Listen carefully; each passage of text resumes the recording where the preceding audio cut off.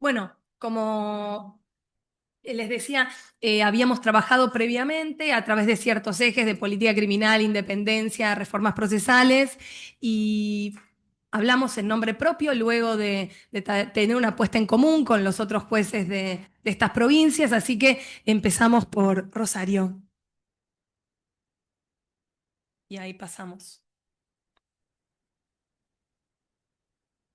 El doctor Gustavo Pérez Urrechu, Colegio de Jueces Penales de Primera Instancia de Rosario. Sí, muchas gracias. Bueno, agradezco la invitación. Ya hace tiempo con Mario Velázquez estábamos trabajando, intentando, y creo que tomo una frase de lo que se señalaba, que para poder levantar la voz hay que tener apoyo, hay que tener una red. Creo que, sinceramente, estoy muy esperanzado en este espacio. Em, los jueces siempre tienen la culpa.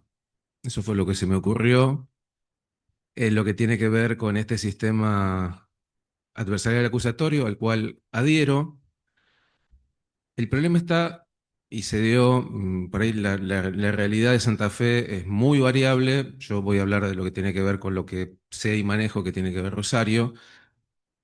Ciudad muy compleja, con una tasa de homicidio de 22, 23 homicidios cada 100.000 habitantes, con el tema de narcotráfico, bandas criminales que han sido conocidas, Alvarado, Monos, bueno, que a nosotros nos ha tocado, digamos, el código del año 2007, que se implementó en el año 2014, en el cual todo un sistema progresivo, y marcar una cuestión que tiene que ver, y por qué quiero señalar que hay un montón de cosas positivas que tenemos. Tenemos ley de enganche, o sea que los salarios están bien, pero se da toda una cuestión ahora en medio de un proceso, que una nueva constitución, que sigue en cuanto al tema de las leyes de implementación. Se han cambiado el régimen disciplinario. No se instaló un Consejo de la Magistratura como tal, sino como un organismo técnico que sigue dependiendo del Ejecutivo.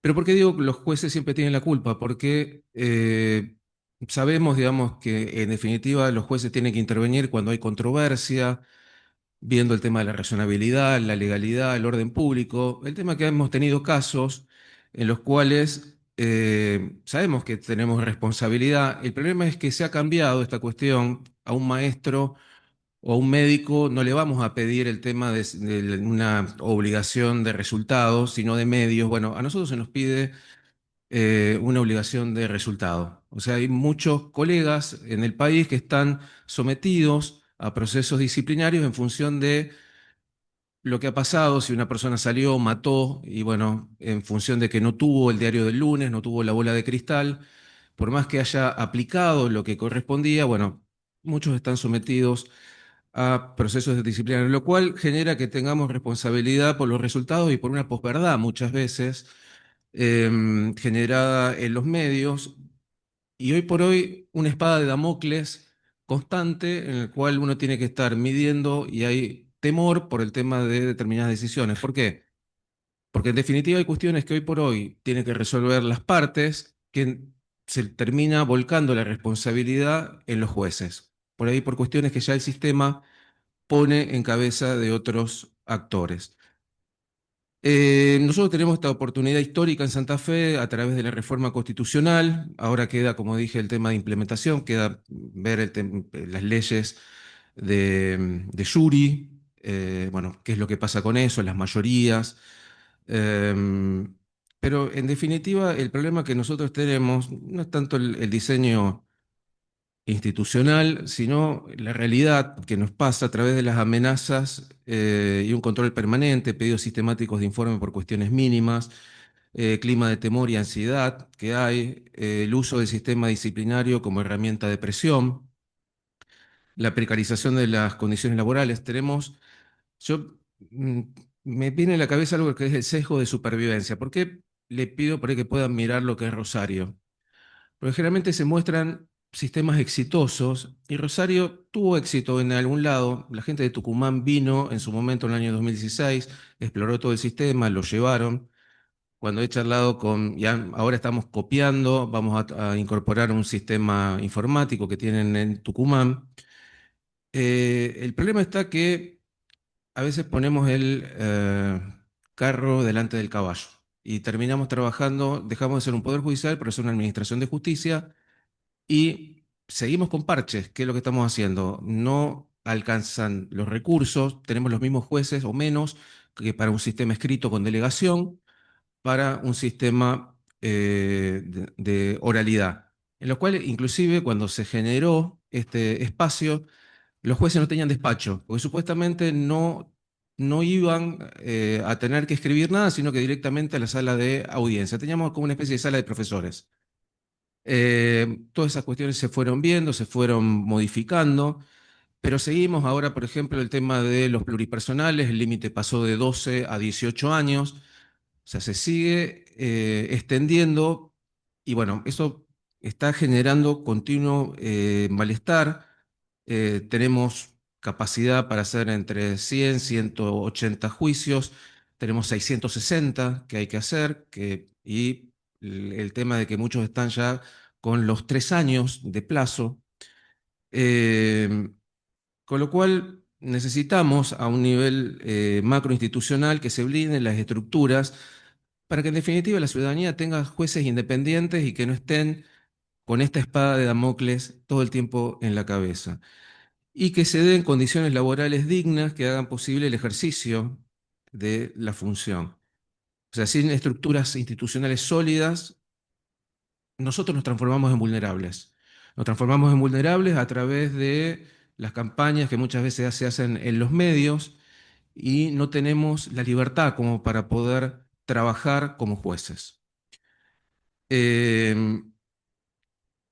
Le insisto, Rosario, porque nosotros teníamos jueces, o sea, tenemos microtráfico, hemos prácticamente triplicado la cantidad de presos en la provincia, pasamos de 2.000, 3.000 a 12.000, 14.000, ya no hay, los números fluctúan, como decían, seguimos construyendo cárceles, ahora vamos a construir una cárcel que es el infierno, así fue titulada. Con lo cual, necesitamos mejores garantías constitucionales para poder acotar estas prácticas cotidianas de erosión. Esto es diario, esto es diario. Necesitamos estrategias constitucionales, operativas, visibilización de la tarea de los jueces. Todavía hay cuestiones que la gente, y esto va a llevar muchos años de un cambio cultural para que se entienda cuál es la labor del juez en este tipo de sistemas.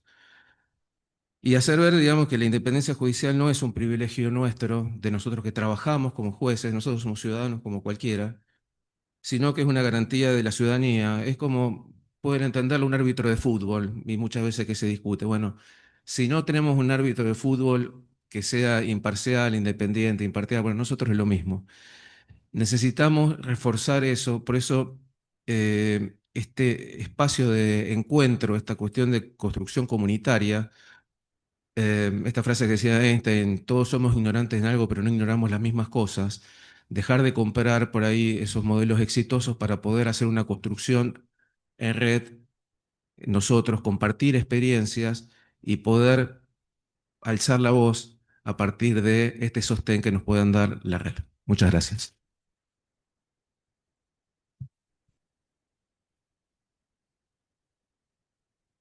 Bueno,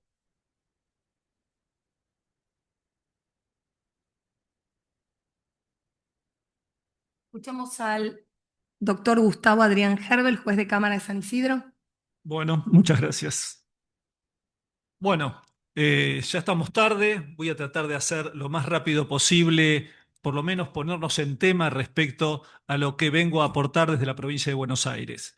Primero una pequeña anécdota, a ver si distendemos un poco. Me hizo acordar Rusconi, con quien compartimos muchas etapas de lo académico, el tema de garantismo. El garantismo, que antes era el piso sobre el cual uno caminaba para referirse a cualquier tipo de tema, era un adjetivo valorado. Bueno, en una oportunidad, a mí en los medios de comunicación como se dice comúnmente, escracharon como juez garantista. Y en ese momento me di cuenta de que garantismo era una mala palabra, o por lo menos un adjetivo peyorativo. Entonces, cada vez que me preguntan ahora si soy garantista, mi respuesta es, no, yo soy un juez conservador. Trato de conservar los principios constitucionales, humildemente.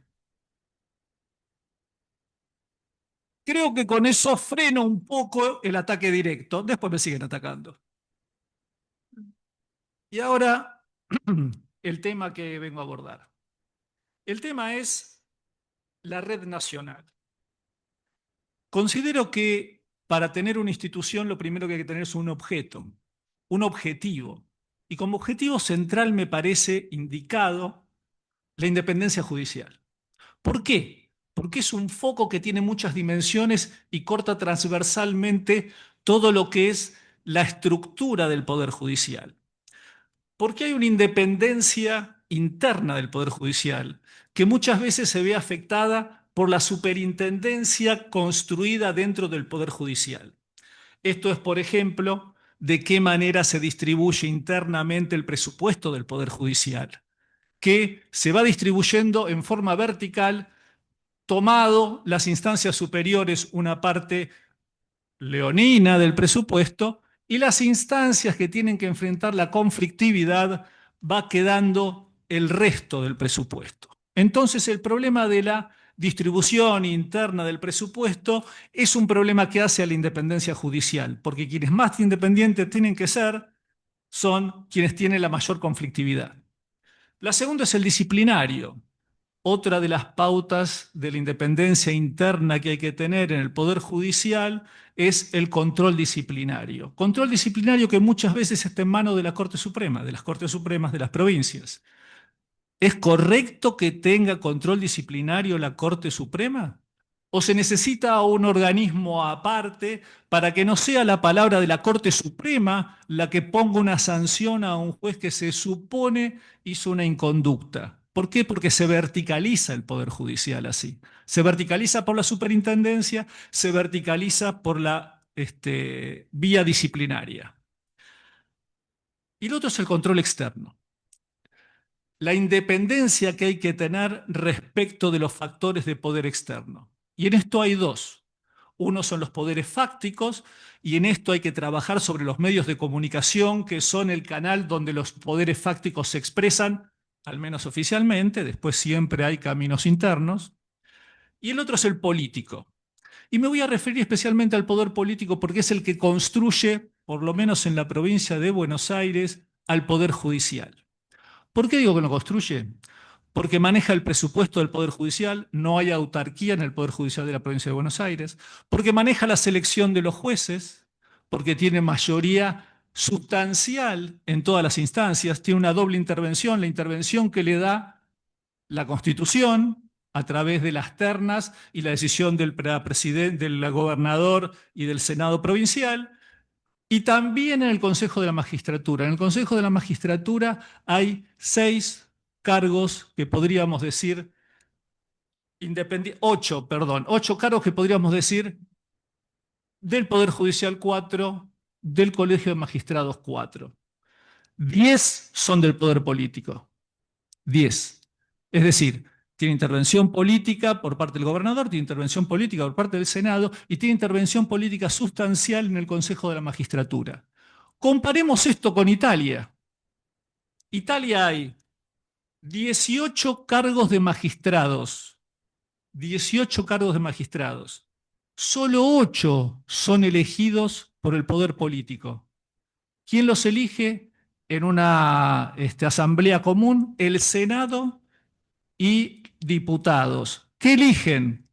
4 abogados y 4 académicos. De los 27, 18 son magistrados. Es decir, tiene una independencia casi total del poder político. ¿Qué significó eso como construcción del poder judicial?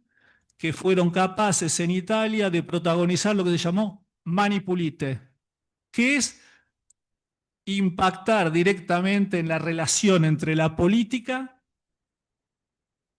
y la mafia. ¿Cómo lo hicieron? Con una gran legitimación social. ¿Qué pasa en la provincia de Buenos Aires? ¿Cuál es el grado de legitimación que tienen las magistraturas en la provincia de Buenos Aires? Bajísimo. Si esto no tiene que ver con la forma de que se construyó el Poder Judicial, no sé con qué puede tener que ver. Y el otro factor, presupuesto no hay autonomía, la selección la maneja el poder político y ahora viene el jury.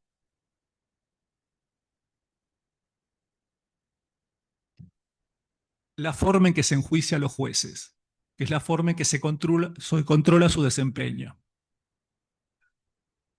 ¿Cuál es la caja de resonancia política y partidaria de todas las instituciones? La que mayores debates hay, la que más visibilidad quieren tener sus integrantes, el Poder Legislativo. ¿Dónde está la Secretaría Permanente de Control Disciplinario para el jury de enjuiciamiento en la provincia de Buenos Aires? En el Senado de la legislatura de la provincia de Buenos Aires. ¿Cómo está compuesto? Un secretario y 5 prosecretarios. ¿Quién lo elige? Debe ser de alguna terna, etcétera, etcétera. La, la mayoría del Senado. ¿Quién compone el cuerpo de instructores judiciales? Los elige el presidente del Senado. Bueno, esto obviamente repercute en el trabajo judicial. Obviamente hace ingresar a quienes tienen el control disciplinario y el control, en este caso, de los enjuiciamientos de los jueces en la dinámica política. ¿Por qué? Porque los políticos quieren visibilidad. Una forma de visibilidad es acusar a los jueces y esto genera muchos juicios políticos sin sentido, o por lo menos investigaciones que quedan ahí latentes. En este momento, ¿cuántas investigaciones hay? 100 denuncias activas. 100 denuncias activas. Si esto no es una forma de disciplinamiento, no sé cuál otra puede haber. ¿Qué pasa con la red nacional en este contexto? Bueno, yo creo que en este contexto es muy importante una red nacional como lo fue en la provincia de Buenos Aires, como lo es en la provincia de Buenos Aires, la red de la provincia de Buenos Aires de la que formamos parte aquí con mi amigo. ¿Qué hizo la red en la provincia de Buenos Aires? Bueno, trató de tener inserción en todos los ámbitos. Tuvo inserción en la protección contra enjuiciamientos arbitrarios de jueces probos, tuvo intervención asesorando al Poder Legislativo, tuvo intervención en trabajos conjuntos con la Corte Suprema donde se necesitaba que la Corte Suprema sepa cómo se trabaja realmente en los diferentes estamentos, tuvo intervención en debates sobre problemáticas del sistema, como estaba operando, y también en respuestas a los medios cuando fueron atacados jueces por cuestiones impulsadas a veces políticamente. Bueno, yo entiendo que esto hace posible un polo de convergencia de jueces que tengan otro modelo diferenciado para unir a los jueces, diferenciado de aquellos jueces que se vinculan a las redes políticas para obtener de esa manera sus cargos o sus promociones. Creo que necesitamos otro modelo y esta red puede generar ese modelo. Bueno, tenemos el objeto, la independencia judicial, tenemos el instrumento, la red, y ahora falta nuestro trabajo. Muchas gracias.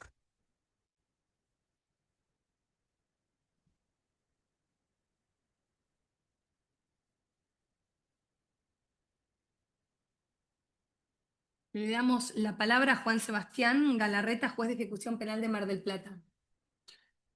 Bueno, ante todo, agradecer a Mario, que fue quien nos convocó para la fundación de la Red de Juezas y Jueces Penales de la República Argentina. Creo que quienes integramos la Red de Jueces Penales dimos una respuesta inmediata porque sabíamos que lo que se había hecho durante 25 años en la provincia de Buenos Aires deberíamos reproducirlo a nivel nacional. Y esto en función de lo que acaba de escribir muy bien Gustavo. Eh, Yendo a la realidad de la provincia de Buenos Aires y un poco a partir de la experiencia de la red, lo primero que inspiró a la red allá por el año 2000 de la provincia de Buenos Aires fue precisamente la persecución de jueces por los criterios jurídicos. Esto fue el origen de la red de jueces penales. Decidieron, primero eran jueces de los tribunales orales, luego se amplió. Sin duda que la repercusión en las decisiones no solo provenían de de los juicios orales, sino también de otros fueros o ámbitos.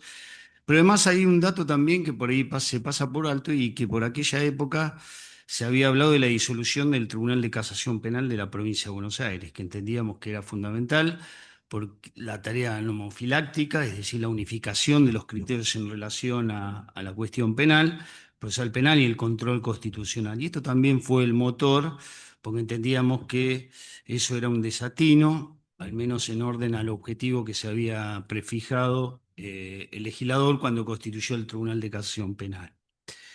Y quiero destacar lo del Tribunal de Casación Penal porque hoy por hoy, a la luz de las regresiones que hubo a nivel legislativo, y lo digo en particular en relación a la materia en la que estoy involucrado, que es la ejecución penal, sin duda que uno lo que advierte que el Tribunal de Casación se ha constituido una real garantía en relación a los planteos de inconstitucionalidad respecto de las leyes regresivas. Hablo de la 24660, cuando en el año 17 incorporó la reforma en la segunda parte del artículo 14. Aquí sin duda, al igual que el 56 bis de la 24660 y en el caso de la provincia de Buenos Aires, mucho antes. Nosotros teníamos el 56 bis, que era el impedimento de acceder a cualquier tipo de flexibilización del encierro, ya con la reforma en el gobierno de Rucauf en el año 2000.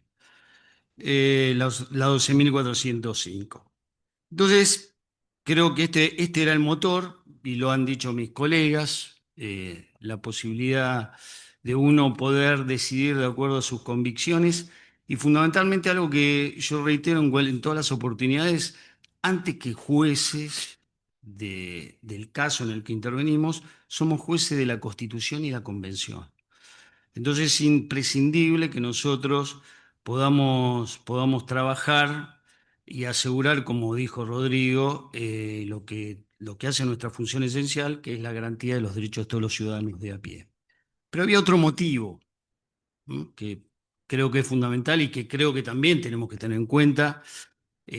Mario me dijo que, bueno, esto lo conversamos y que habían agregado en el estatuto de la red de jueces penales, y es la situación carcelaria. Es decir, no solo porque nosotros constituimos la garantía para el ciudadano de a pie, sino fundamentalmente quien se encuentra en la peor situación hoy por hoy en la provincia de Buenos Aires, en el país y quiero decirlo, en la región. Esto, como bien describió Gustavo, significaba imponernos objetivos y herramientas como para actuar en orden a los pilares de la creación de la red de jueces penales. Y creo que esto coincide también con la intención de lo que acabamos de fundar a nivel nacional. Respecto de los condicionamientos del Poder Judicial, lo describió muy bien Gustavo, el tema de la autarquía financiera. Y fíjense, la peor solución a la autarquía financiera, hoy por hoy lo que estamos pasando en la provincia de Buenos Aires, que a los fines de equiparar o nivelar mejor los ingresos de quienes nos desempeñamos con jueces, se decidió una recategorización y se excluyó a los jubilados. Una inconstitucionalidad clara y evidente. Y esto, más allá de que no es gente que esté operando en el sistema, sin duda esto también condiciona la actividad de quienes formamos parte del Poder Judicial. Otra de las situaciones que fue crítica en relación a la provincia de Buenos Aires fue la desfederalización de los delitos vinculados con la ley 23737, la comercialización de estupefacientes. ¿Por qué? Porque en su momento se prometió que esto iba a venir de la mano de una reasignación del presupuesto del Estado Nacional a la provincia de Buenos Aires. Sin embargo, eso no fue así, con la sobrecarga que ello significó, y el incremento de la población carcelaria. Hoy tenemos 8.000 presos aproximadamente involucrados en cuestiones de comercialización de estupefacientes. En el contexto, quiero aclarar, respecto de la situación carcelaria, hoy en la provincia de Buenos Aires hay 61.000 presos. Calcule usted que en la época de Berbisky había aproximadamente 25.000, mejor dicho, sí, 30.000, con Berbisky se redujo a 25.000 y hoy estamos en 61.000. Y digo lo de la cuestión carcelaria porque la propia Suprema Corte de la Provincia de Buenos Aires dijo que, al igual que la Corte Constitucional de Colombia, que había un estado de cosas inconstitucional de las cárceles. Es decir, que el principal, la cabeza del Poder Judicial está reconociendo esto, sin embargo no hay modificación. Vuelvo a decir, el Tribunal de Casación Penal ha declarado la inconstitucionalidad de estas leyes que sin duda son regresivas y hacen incremento de la población. Sin embargo, en las instancias superiores, la Suprema Corte o bien la Corte Suprema de la Justicia de la Nación, que ha rechazado el tratamiento a través del artículo 280. Lo de la autarquía financiera, lo de los cargos pendientes. Hoy mencionó María Estela Martínez eso, que es una preocupación por toda la sobrecarga que implica, las demoras y las consecuencias que eso tiene sobre el ciudadano. Más de 400 cargos, a pesar de que hoy por hoy el gobierno está haciendo un esfuerzo importantísimo en poder cubrirlos.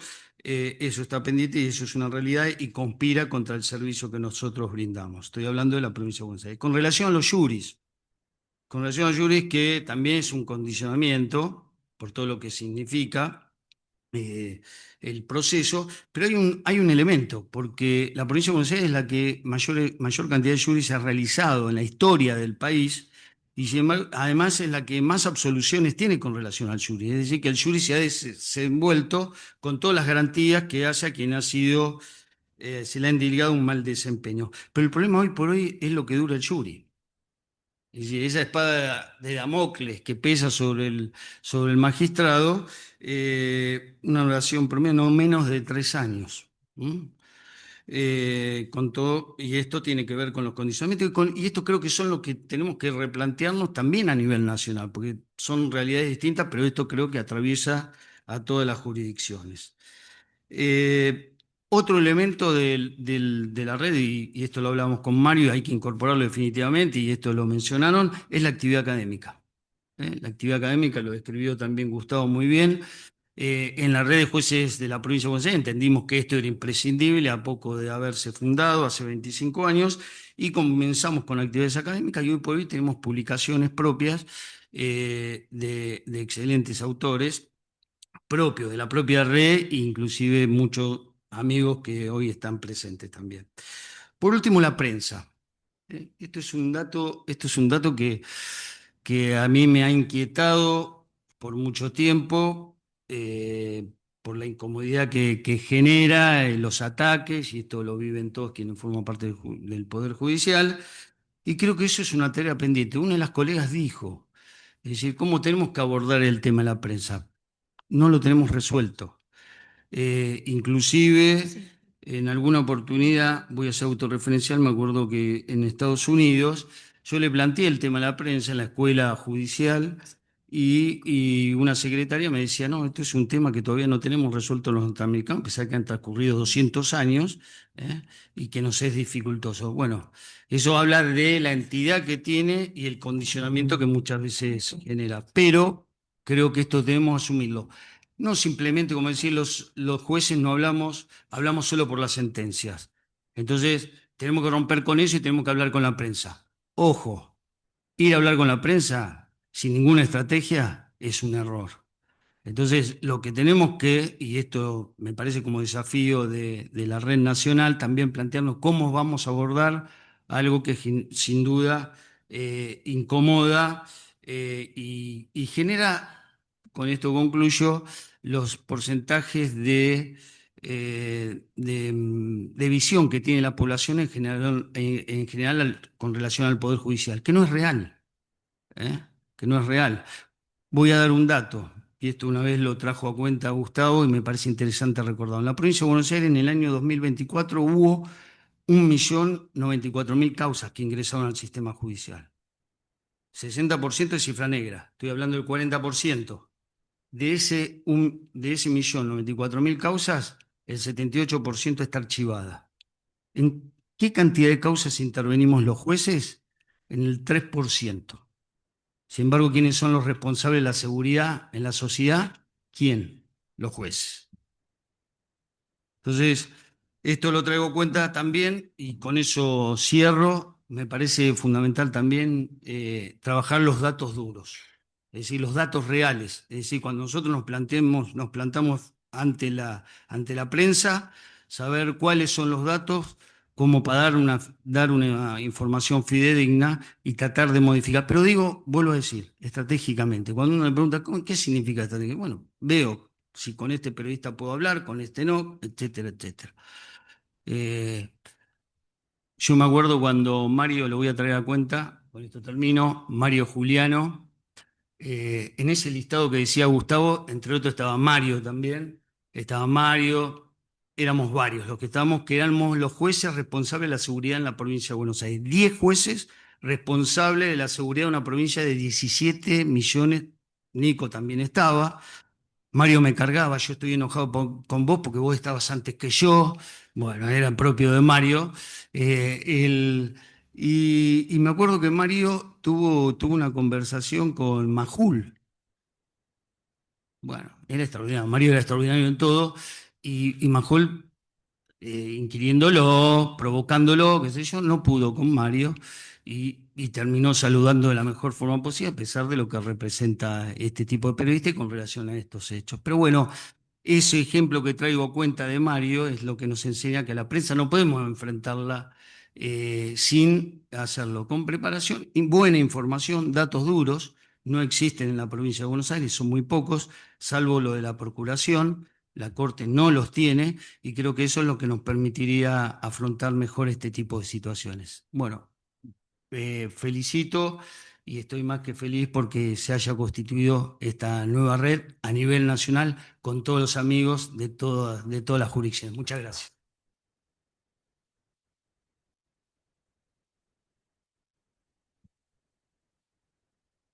Bueno, mi nombre es Natalia Oman, soy jueza de la ciudad. Me toca hablar a mí 6 minutos. Vamos a abordar la cuestión de la garantía de jurisdiccionalidad, que es un territorio hoy en disputa, desde la perspectiva procesal y que está vinculado tal vez con este título de un texto que Rusconi dice mejor no leer, pero que está muy bueno el título, que es el rescate del juez, ¿no? De estos diseños procesales donde el juez va quedando afuera del proceso y las consecuencias que esto empieza a traer en función de la mayor administrativización respecto de, bueno, la regencia, el control de garantías. Y lo interesante en esto es que las conversaciones respecto de los diseños procesales se fueron dando con los jueces de la ciudad. Y también se incorporó alguien de Entre Ríos, que lo tengo que mencionar porque a mi juicio fue revelador el intercambio. Es Tobías Podestá, vocal del Tribunal de Juicio y Apelaciones de Gualeguaychú, y también fue juez de garantías. Entonces, me ciño al texto. Para construir la red realizamos encuentros con otros jueces provinciales. En esos espacios analizamos críticamente, desde nuestra práctica judicial, distintas regulaciones procesales. Nos preguntamos qué elementos de estas nuevas normas que separan función de investigar de la de decidir ponen en riesgo el control judicial efectivo y favorecen los abusos del poder punitivo. Partimos de una premisa básica. La jurisdicción penal es por excelencia la instancia de garantía tanto para las personas imputadas como para las víctimas ante posibles arbitrariedades del poder público. Con esa base discutimos las dinámicas internas y concretas del proceso penal que inciden directamente en el ejercicio de la jurisdicción.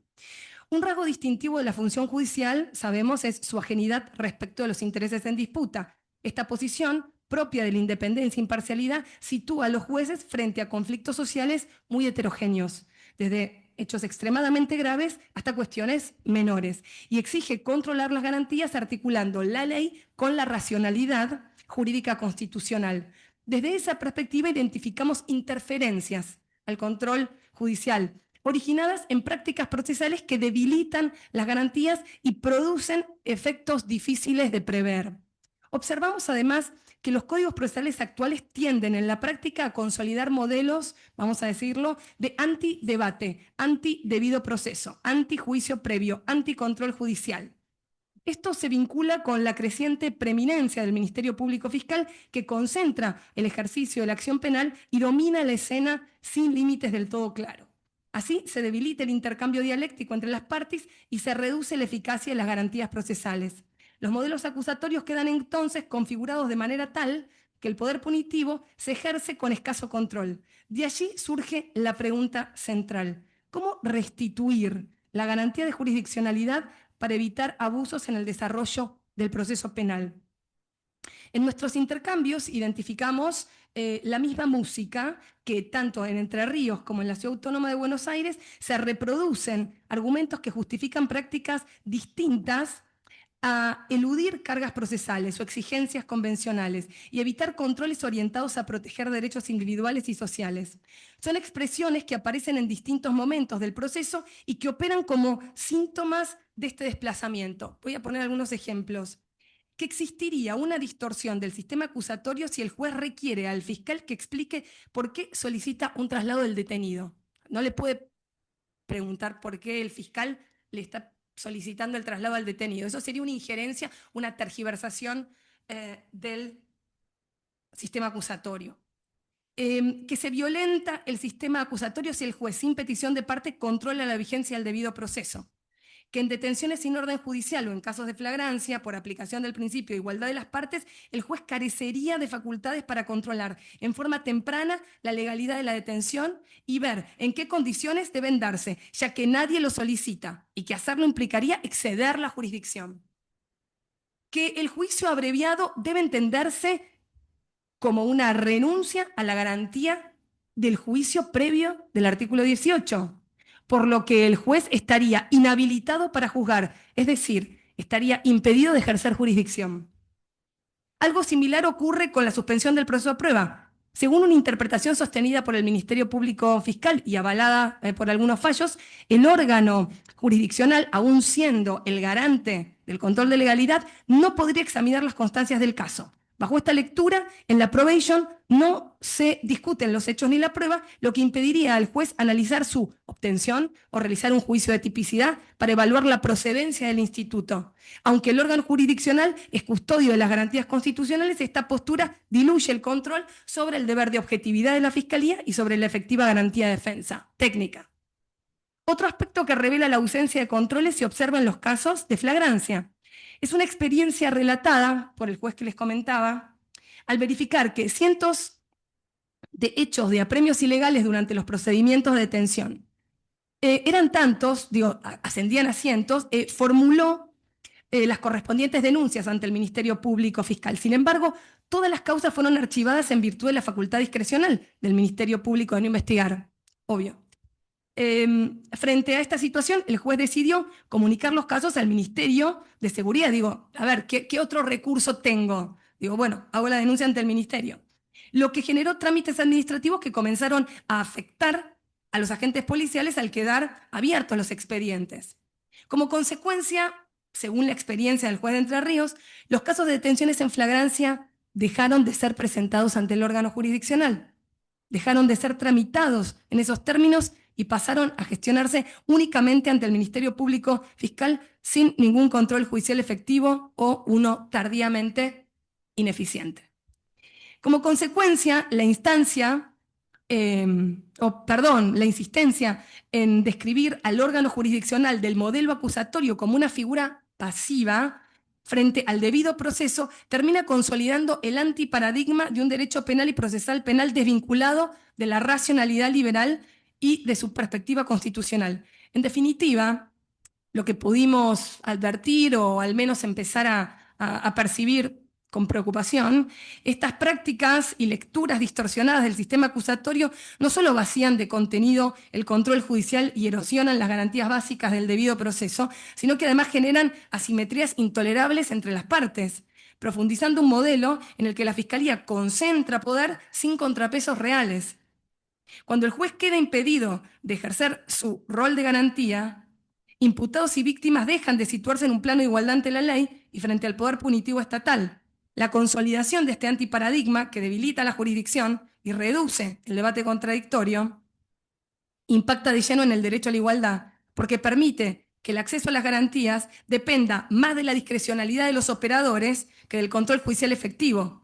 Restituir la jurisdiccionalidad no es solo una cuestión institucional, es una condición necesaria para garantizar que todas las personas sean tratadas con igualdad en el proceso. Esto es lo que estuvimos trabajando y me parece que es importante poner en conocimiento, al menos en estas provincias, con estos jueces, y bueno, requiere, digamos, pensar renovadamente estos aspectos que nos traen, al menos, bueno, lo que en su momento fueron las utopías de las reformas procesales. Nos queda esto, nada más. Hello.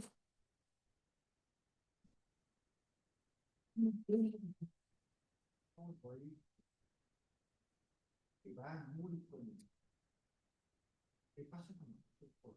¿Qué delegación como jueces podrán tan delicados como es la responsabilidad? Sí, sí, yo creo que igual, bueno, la red todas esas cosas las puede trabajar. La provincia tiene buenas experiencias en eso. Sí, sí. Muy bueno. Sí, sí. No, no es para discutir ahora. Nosotros tenemos la ley implementada, pero no llegamos a hacer ningún juicio, ¿verdad? Juan, no hicimos ningún juicio. No, pero lo único que deciden es la cuestión del veredicto y la motivación sobre la prueba. No deciden ninguna de las cuestiones jurisdiccionales en sí, porque esas las decide el juez técnico. Es decir, si hay prueba ilegítima, la calidad de la prueba, la determinación de la pena. Claro, en el sistema de los jueces técnicos sí también hay una valoración de la prueba, que esta es delegada al jurado.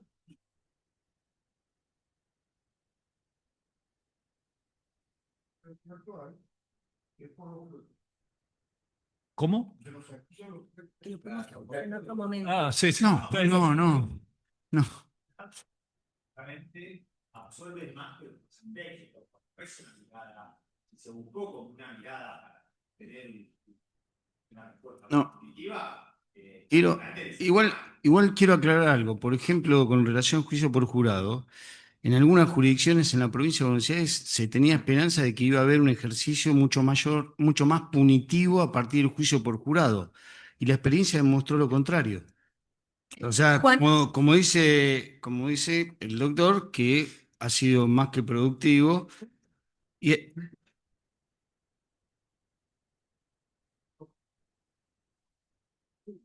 Yo no, creo que esto... la red no, la red de jueces penales nunca. No, al revés, muy por el contrario. No. Muy por el contrario, hemos promovido y hemos es un tema impulsado que el tenemos juicio por jurado. que trabajar, y creo que tengo un entusiasmo enorme, pero hoy tenemos a las 8, claro. Tenemos que trabajar esto, tenemos ya el límite, tenemos que escuchar al doctor Pitlevnik, antes al Adrián Martín, y dar el cierre con Boravito, así que tenemos que avanzar para cumplir al menos con el horario de la universidad. Pero bueno, vamos a trabajar sobre eso desde ya. Ahora sí, doctor Adrián Martín. Juez de Tribunal Oral número 15. Bueno, ya me toca como medio cerrar esta ronda de paneles por provincias, por jurisdicciones. Yo trabajo como juez en un tribunal oral nacional. Es como un espacio, digamos, es como esos dinosaurios que no se terminan de morir nunca. Entonces, a veces mucha bola no nos dan. No es federal, que es otra dinámica distinta, otra particularidad, es nacional. Entonces, ya hace mucho que nos morimos, pero en realidad no. Y bueno, y ahí estamos. El sistema nacional es un sistema inquisitivo mitigado, pero que en definitiva una cosa es el derecho en la ley, se dice habitualmente, en el Código del 92, y otra cosa es el derecho en los hechos. Y entonces las reformas procesales, las reformas acusatorias, aunque no hayan impactado, aunque no haya un código acusatorio, en definitiva han impactado en la jurisprudencia, en las prácticas. Estamos yuxtapuestos con, lo voy a decir así, y si quieren amplío, con tal vez el sistema acusatorio adversarial más distópico, que es el de la Ciudad Autónoma de Buenos Aires, y estamos juxtapuestos en territorio, y eso también genera algunas cuestiones de vasos comunicantes, etcétera. Con lo cual yo tenía algo escrito que pretendía ser muy breve, le fui haciendo anotaciones, así que no, vamos a ver si no me extiendo demasiado. Arranco por lo escrito, entonces, pero eso era el sentido. Yo arranco explicando o diciendo algo sobre las reformas, y si bien en el ámbito nacional el código sigue siendo el código Levene, entiendo que está imbuido de alguna manera de las discusiones sobre las reformas. Y bueno, inicio así, digo, las reformas procesales se fueron instalando desde medio de los 80 y tenían 3 o 4 objetivos declarados. Que se concretaran las garantías de las personas privadas, imputadas de delitos, acusadas de delitos, específicamente disminuir la práctica policial de la tortura para obtener la confesión. Paralelamente, maximizar las garantías de las víctimas de los delitos contra la lógica tradicional de la expropiación del conflicto. En segundo lugar, acelerar los tiempos judiciales para cumplir con la garantía de que toda persona debe ser juzgada en un plazo razonable. En tercer lugar, darle mayor transparencia a un sistema judicial tradicionalmente escrito, secreto y opaco. El juicio oral, público, contradictorios y en algún caso por jurados se planteaba como el faro que debía guiar las acciones procesales. Y en cuarto lugar, que la política criminal en manos del Ministerio Público pudiera destinar los recursos a la persecución de los delitos más graves, de los delitos de los poderosos, dejando de enfocarse en la selectividad tradicional, objeto central de la práctica policial. Fue un objetivo central de las reformas en general y cómo estos impactaron en las prácticas judiciales inicialmente o pretendían impactar, que la persona que tuviera que resolver no entablara una suerte de sociedad con las agencias policiales en las investigaciones de los delitos. Era el Ministerio Público quien debía dirigir y controlar la agencia policial y a la vez desarrollar investigaciones de delitos que no son los que habitualmente encuentra la policía. Pero a la vez, el Ministerio Público debía someterse a un control judicial para que se garantizara que no se vulnerasen las garantías. Todos y todas quienes están en esta reunión saben que aquellas hermosas utopías, lo puedo matizar, pero yo lo escribí así, son hoy tristes y desesperanzadoras distopías. No hay más que un porcentaje mínimo de condenas provenientes de juicios orales, públicos y contradictorios. Y ello no ocurre porque las defensas se enfrentan a acusaciones sólidas y razonables, sino porque las personas imputadas de delitos, en general, provenientes de los mismos sectores poblacionales que antes, ahora también en prisión preventiva, y además imputadas por delitos callejeros contra la propiedad, se ven coaccionadas a aceptar juicios abreviados con imputaciones sobredimensionadas en las calificaciones legales, vacías de soportes probatorios o presentadas como bases de futuras y desproporcionadas amenazas de pena.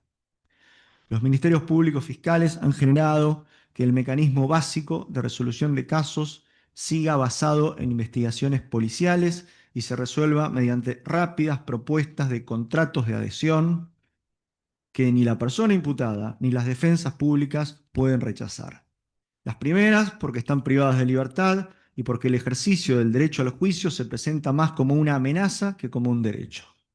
Las defensas porque por la cantidad de casos en los que deben intervenir las lleva a elegir el mal menor respecto de algunas personas para poder abocarse a gravísimas violaciones de derechos en otras. La resolución de los casos mediante las formas no punitivas ha quedado sujeto, a veces por la jurisprudencia, pero sobre todo por las lógicas burocráticas de hecho, a la discrecionalidad del Ministerio Público Fiscal. En Nación y en muchas provincias, a pesar de lo que dice la ley, si uno tiene antecedentes penales, no puede conciliar la idea de la expropiación de conflicto, bien, gracias. En el ámbito nacional todavía es más grave. No son antecedentes condenatorios, son antecedentes condenatorios, suspensión del proceso a prueba, causas en trámite. ¿Qué tiene que ver eso con un conflicto X que se puede conciliar? Nada. La mayoría de estos mecanismos alternativos, que deberían ser los mecanismos centrales, según la letra de los códigos, que es resolver el conflicto y dejar el derecho penal, la aplicación del poder punitivo como última ratio, estos mecanismos, la mayoría de estos mecanismos disminuyen el ejercicio del control punitivo de una manera desigual profundizando la selectividad tradicional del sistema penal. Todo esto ha generado tasas de prisionización nunca antes vistas y formas de encierro que no pueden ser calificadas sino como crueles, inhumanas y degradantes. En el ámbito nacional hay una enorme cantidad de presos y presas en comisarías. El mecanismo local para la prevención de la tortura dijo expresamente que están en condiciones crueles, inhumanas y degradantes.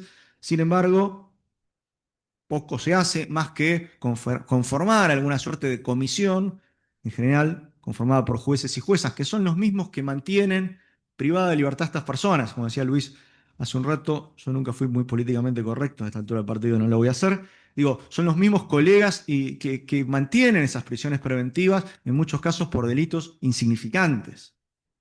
Eh, entonces la pregunta es, ante esta situación, ¿dónde está la magistratura para poner límite al ejercicio abusivo del poder? En muchos casos hay jueces y juezas que están de acuerdo con este ejercicio del poder. Pero también en otros casos hay jueces y juezas que están muy cómodos en esta idea de generar incomodidad. Bueno, hay mucha gente que está muy cómoda en esta forma de ejercicio de poder. En el ámbito nacional hay muchas vacantes. Eso genera más trabajo. eh, También genera pagos por subrogancias. Y entonces, a veces, no hacer olas no está del todo mal en estos ojos. No tener empatía con las personas imputadas y privadas de libertad tampoco está todo mal, porque son personas con quienes no se empatiza porque son distintos entre estos términos. No es considerado iguales. Cuando alguien es igual porque comete un delito que nosotros podríamos haber cometido, como decía Garófalo respecto de los delitos contra la probidad, bueno, ahí la empatía funciona distinto. Y ahí aparecen las conciliaciones. Claro, ahí sí hay conciliaciones. En cambio, cuando hay hurtos o tentativas de robo, seguramente tienen alguna causa en trámite y no hay conciliación posible. Y si no pone plata para arreglar, para que satisfacer a la víctima, un pedido de disculpas no alcanza, tampoco hay conciliación posible. Eh, y además es muy cómodo juzgar juicios abreviados. Claro, creo que era la compañera de Misiones. Decía, juzgar genera, bueno, la tensión de no poder dejar contentos a unos y a otros. Bueno, generalmente a veces pasa, a veces uno dice, bueno, la verdad es que tiene razón, de un lado o del otro, pero en general no ocurre. El ejercicio de la profesión, la judicatura es incómoda en un juicio con litigio. En el juicio abreviado, el trabajo ya está hecho.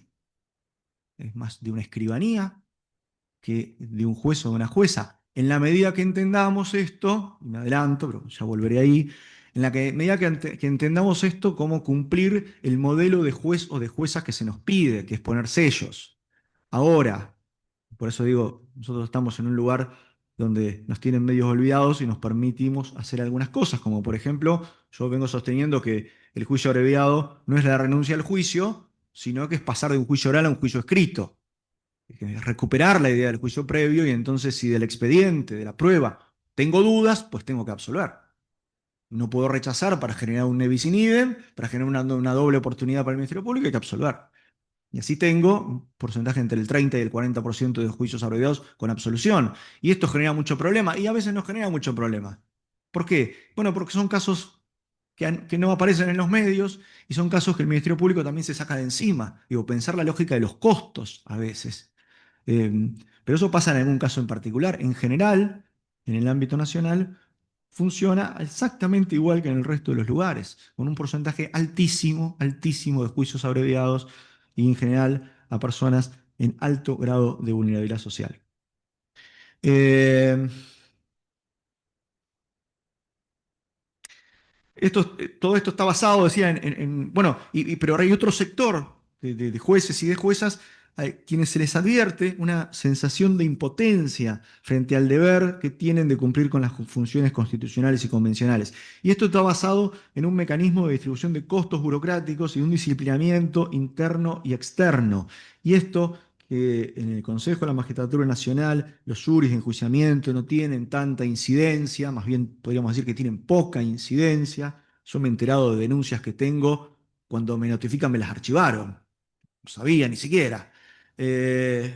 Digo, eso tiene poca incidencia. La juxtaposición con lo que ocurre en la Ciudad de Buenos Aires, la lógica mediática que nos atraviesa a todos y a todas, y más recientemente cuestiones que pasaron, si bien en el ámbito de la Ciudad de Buenos Aires, con participación activa de la ministra de Seguridad, bueno, no son menores para pensar los incentivos para jueces y juezas en algún sentido para sentirse cómodas y evitar el problema, o para sentirse incómodos e impotentes y pensar de qué manera, pero bueno, sin dejar de considerar esta lógica de disciplinamiento. Bien, necesitamos construir una magistratura que cumpla con sus funciones de garantizar una administración judicial que proteja las garantías de toda la ciudadanía, pero que tenga una especial consideración por quienes viven enmarcados en una histórica desigualdad estructural.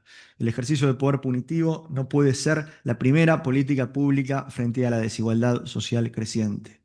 Es imprescindible que la magistratura exija y se exija con actos el cumplimiento de los objetivos declarados de aquellas reformas procesales acusatorias.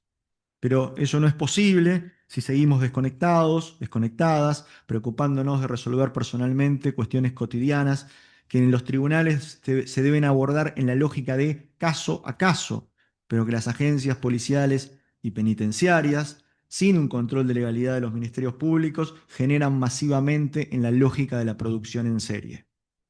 No podemos aceptar el modelo de juez o jueza que se nos propone y al que se le requiere que no evalúe la afectación de garantías, que no entorpezca, que convalide y homologue decisiones ajenas, de manera que nuevamente quien investiga termine decidiendo. En definitiva, entiendo que celebro este momento y entiendo que es necesario conformar una red que nos ayude a construir colectivamente la magistratura y la magistratura que corresponde, según las directrices constitucionales y convencionales, pero también basados, como decíamos hace un rato, como decían hace un rato, con datos. Que, digamos, el vínculo con lo académico necesitamos generar producción, necesitamos generar investigación empírica concreta. No tenemos estadísticas, las que hay o son dibujadas, vamos a decirlo con claridad, o son dibujadas o miden cosas, no sé cómo decirlo, pero miden cosas que no miden nada, porque para decirlo con claridad, las horas de jueza en audiencia dicen algunas pocas cosas, pero mayormente no dicen nada. En todo caso, lo que dicen tiene que ver con una lógica de cajero de banco, de colocación de sellos. No estamos para colocar sellos, necesitamos tiempo para pensar, tiempo para decidir, los conflictos necesitan tiempo para ser resueltos. Entonces, y cierro con esto, de aquella objetivo central de la eficacia y la eficiencia pensada como el derecho a ser juzgado y juzgada en un plazo razonable contra ese, y hay fallos de la Corte, Esteves, entre otros, de años, 7, 8, 9 años en prisión preventiva. De esa idea de eficacia y de eficiencia del plazo razonable, hemos pasado a la idea de la eficacia y la eficiencia de ver cuándo batimos un nuevo récord para el libro Guinness. Entonces, condenado a las 10 horas de cometido del hecho. Eso lo que hace es anular toda posibilidad de resolver el conflicto y anular toda posibilidad del ejercicio concreto del derecho de defensa. Bueno, nada, celebro esto, me pasé un poco, pero trato de no extenderme mucho más. Así que muchísimas gracias a quienes se pusieron, sobre todo fuertemente al hombro, esta reunión. Mario, Karina, Natalia y alguno y otra más que me estoy olvidando. Muchas gracias.